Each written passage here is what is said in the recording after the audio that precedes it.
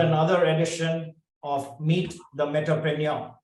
My name is Sharad Agarwal. I'm the Chief Metaverse Officer of Cybergear based in Dubai. Today, we are heading out to London to meet Dr. Christina Zhang, who is the CEO of the Metaverse Institute. Glad to have you on our show today, Dr. Christina. Very nice to meet you. Thank you for having me. Absolutely. We did meet last week on another channel, and I'm happy to have you here today. So if you may, please introduce yourself to our audience. Hi, everyone. I'm Dr. Christina Zhang. I'm the CEO and founder of the Metaverse Institute.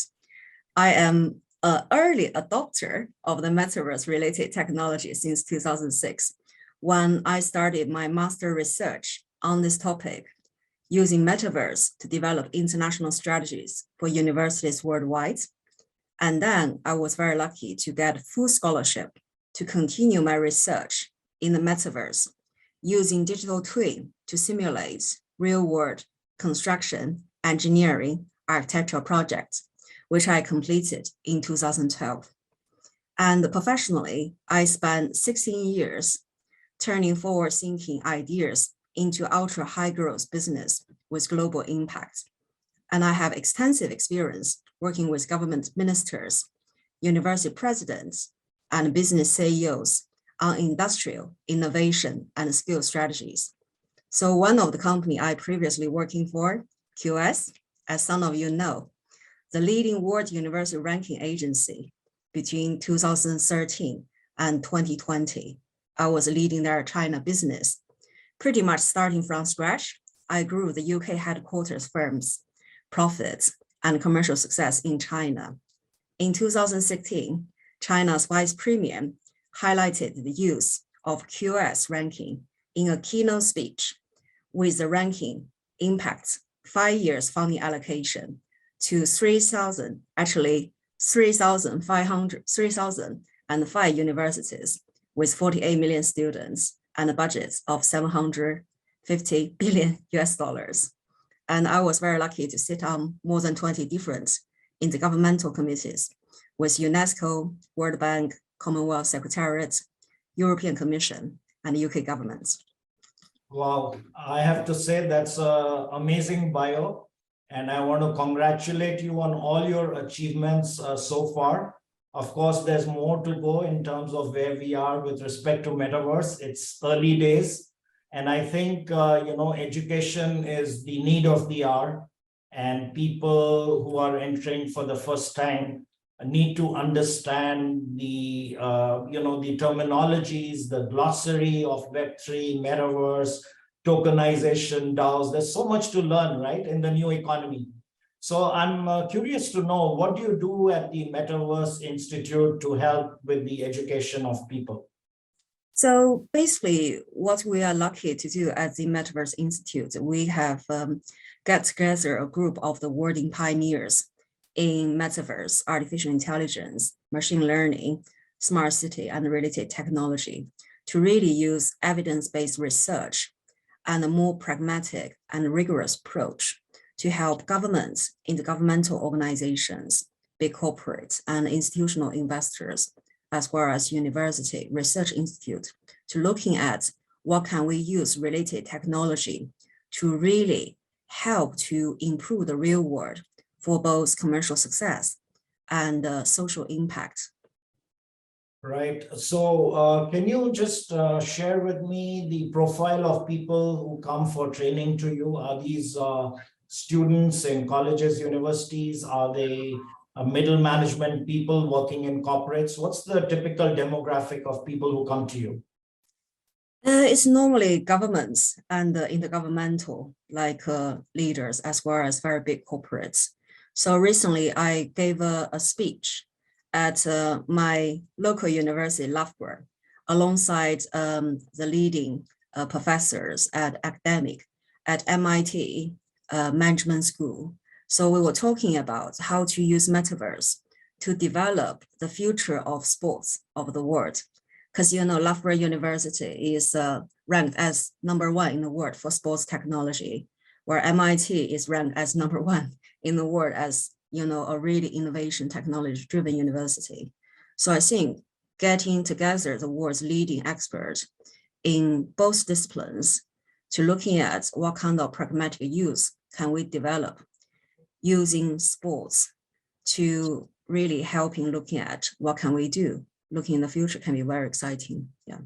Yeah, absolutely. And I'm also curious to know your take on the timeline for mass adoption, of all new technologies. How far away are we, you think, when, let's say, 2 billion people on the planet will be spending a few hours in the metaverse? I think it will take some time because at this moment, there is still a lot of IT infrastructure issues need to be addressed. So according to Intel, in order to release the full potential of the metaverse, we need at least another 1,000 times computing power to really help achieve what we want to achieve in the years to come. And at this moment, there has been lots of experiments with quantum computing and all the other related high performance computing, try to make that happen. So that will be one important area. And another really important area, I'm sure as many of us have understand, what we are experiencing now is actually the second wave of attempts to have mass adoption, because the first attempt took place in 2003, when Second Life, the world's first metaverse, was created by Linden Lab based in San Francisco. And looking back, the last wave didn't really achieve its expectations. It's perhaps because issues like content control, online safety. So I think this time, if we want to get it right, proper regulation need to be in place to ensure within the metaverse ecosystem, issues like the collapse of FTX doesn't happen again, because any incident like that happen is create massive reputation damage to the whole sector, which is not really good. And the third point, I think we need to really have a balanced approach to deal with the over enthusiasm. Some people will tell that's hype, to really have a very balanced approach to say, what can we achieve now compared with what we can achieve by 2030? Because a lot of people are quoting big numbers, say 5 trillion US economy by 2030, but how much money can we make now? Or what kind of social impact can we achieve now? So it needs to be a very pragmatic approach to managing that expectation to ensure people understand what they can do in the next few years. Yes, those are great points. Just to recap, we need acceleration in technology. Perhaps 6G could be an answer. I don't know, but I guess it will be. Also, like you mentioned, we need regulation. So every country has to, work on this and see what is practical and what can be implemented quickly. And then I think, like you said, also for mass adoption to happen, we have to set very realistic goals and like a step-by-step approach. And in my opinion, the Oculus glasses, headsets, prices have to come down, perhaps $200 from where they are right now, before people can, really afford to use them to experience the metaverse. Yeah, so I guess if we just follow technology, it's inevitable, right? It's a no-brainer that metaverse is not only the future, but it is now. And organizations, I think, would be wise to, wear the leader's hat rather than be followers. So now is a good time to start experimenting and learning. And what's important is it's okay to fail, right? But you need to start now, in my opinion. Do you agree with that? I agree. And we need to also do a lot of education, both to regulators as well as the general public. I mean, a lot of people still do not really understand what the metaverse is. And when I ask lots of friends, they will say you really need a VR goggle to get involved in metaverse. But we know VR goggles are only one of the many different user interface we can utilize. And there are also immersive 3D screens, things like haptic, voice recognition. And also, if we want to go a little bit further, like Elon Musk, he really preferred to have a neural links, like computer chips into your brain, which I think can be a little bit too exciting for the majority of people, but there are options. So I think we need to realize it's something still evolving very fast, and there might be many different approaches to get involved and be part of it. Yeah, I was reading that Elon also wants to download our brains and put them in the cloud. Lord knows what his trip is. But anyway, these are exciting times. And I think we are lucky to be alive, in this time. And changes are happening so fast that if you blink, you miss the bus. So we are, I guess, always on in our 24/7 world that we live in. And it's challenging to say the least to I'm struggling with maintaining a work-life balance because it's a rat race. You don't want to miss out on anything. Most people suffer from FOMO. I definitely do. So how do you maintain your work-life balance, Dr. Christina? Please share with our audience. Good question. I really enjoy doing exercise, so I try to keep a record of spending 2 hours each day in the gym and try to be healthy. And also, for me, it's very important to go out, especially on a weekly basis, to see difference, like national trust and English heritage. That's how we call those cultural properties across England. And I find that really, really interesting. Yeah. Yeah, that's good advice. And I actually wrote an article on LinkedIn a few weeks back, which said from URL to IRL, right? So people need to spend a lot of time in the real world, meeting real people, right? Because if you do back-to-back Zooms, it's not good, too much radiation, and body needs movement. So yeah, I'm advising all youngsters to get out there and, spend more time in the real world than, so to say, in the digital space. True. So I want to pivot now to something you are very passionate about, and that is climate change, right? And like I was sharing with you before the show, I've also spent last 12 years running a sustainability project out of Dubai, which is called Go Green.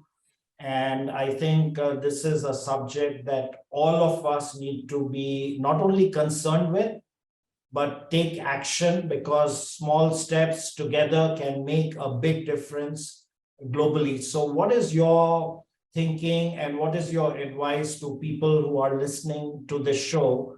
How can we perhaps use some Web3 tools and technologies to, to get climate change under control? Over to you. Thank you. I feel very passionate about anything to do with climate change because especially this year, worldwide, we have been experiencing all kinds of extreme weather.